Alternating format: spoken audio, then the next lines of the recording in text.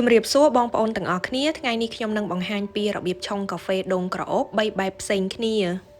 របៀបទី1គឺជាកាហ្វេដូងក្រអូបដែលញែក3ជាន់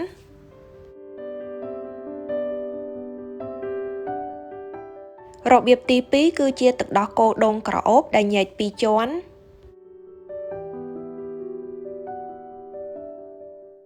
ហើយចុងក្រោយគឺជាកាហ្វេដូងក្រអូបដែលមានតែ1ជាន់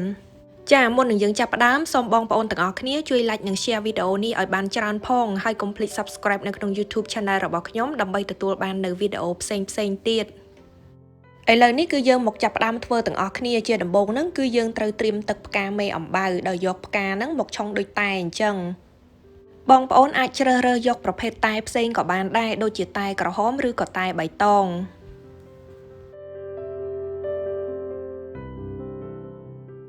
បន្ទាប់ពីយើងត្រាំផ្កាមេអំបៅក្នុងទឹកក្តៅមួយសន្ទុះមកគឺវាចេញពណ៌បែបនេះរួចហើយគឺយើងត្រូវត្រៀមទឹកកាហ្វេខ្មៅចំពោះខ្ញុំប្រើទឹកក្តៅចំនួន140មីលីលីត្រជាមួយនឹងកាហ្វេខ្មៅនឹង2ស្លាបព្រាកាហ្វេចំពោះរសជាតិកាហ្វេខ្មៅនេះគឺបងប្អូនអាចឆុងទៅតាមការចូលចិត្តរៀងៗខ្លួនបានឥឡូវនេះគឺយើងបានត្រៀមរួចរាល់ហើយអញ្ចឹងយើងមកចាប់ផ្ដើមធ្វើកាហ្វេបែបទី1គឺកាហ្វេដូងក្រអូបញែក3ជាន់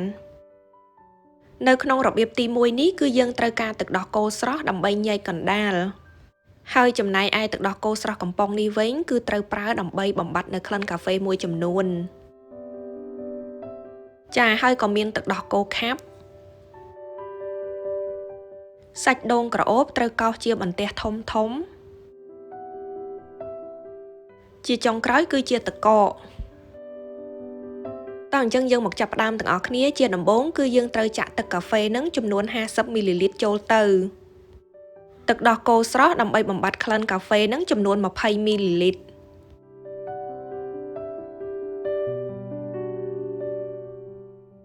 ទឹកដោះគោខាប់40មីលីលីត្រសម្រាប់អ្នកដែលចូលចិត្តផ្អែមល្មម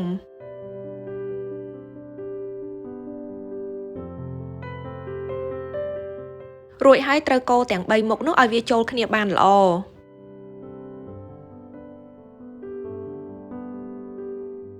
បន្ទាប់មកទៀតត្រូវដាក់ទឹកកកឲ្យពេញកែវរួចហើយគឺត្រូវចាក់ទឹកដោះគោស្រស់នេះដើម្បីញែកកណ្ដាលបងប្អូនចង់ប្រើបរិមាណប៉ុន្មានក៏បានដែរបន្ទាប់មកទៀតចាក់ទឹកផ្កាមេអំបៅធ្វើជាជាន់ទី3កន្លែងនេះដូចខ្ញុំបានបញ្ជាក់នៅខាងមុខអញ្ចឹងបងប្អូនអាចប្រើជាតែបៃតងឬក៏តែក្រហមវិញក៏បានដែរចុងក្រោយគឺត្រូវចាប់សាច់ដូងដាក់ជាការស្រេច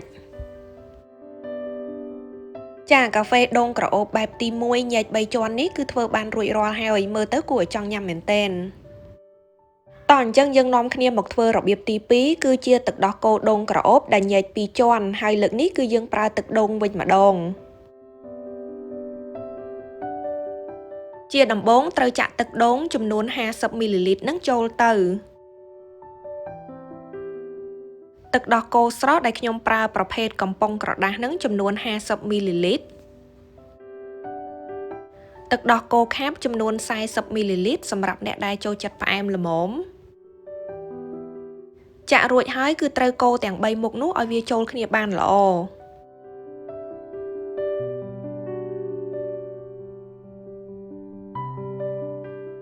បន្ទាប់មកទៀតគឺយើងត្រូវដាក់ទឹកកកឲ្យពេញកែវ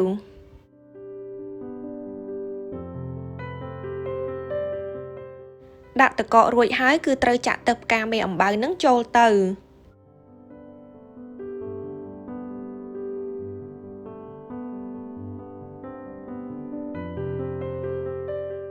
ជាចុងក្រោយគឺចាប់សាច់ដូងដែលយើងបានកោសរួចនឹងដាក់ពីលើជាការស្រេច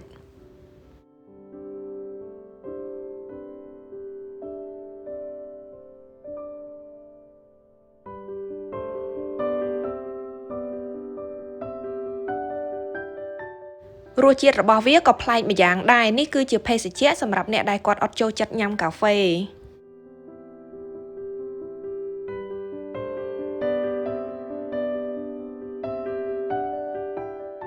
ចាឥឡូវនេះគឺយើងនាំគ្នាមកមើលពីរបៀបធ្វើទី3វិញគឺជាកាហ្វេដូងក្រអូបដែលមានតែ1ជាន់ ហើយនេះគឺជាគ្រឿងផ្សំ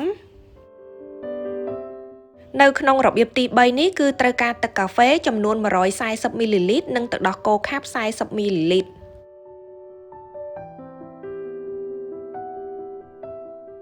ចាក់រួចហើយគឺត្រូវកូរវាឲ្យវារលាយល្អសិន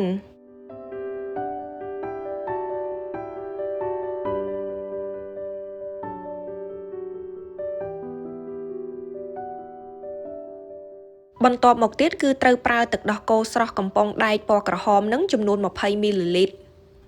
យើងប្រើទឹកដោះគោស្រស់នេះគឺដើម្បីបំបត្តិនៅក្លិនកាហ្វេមួយចំនួន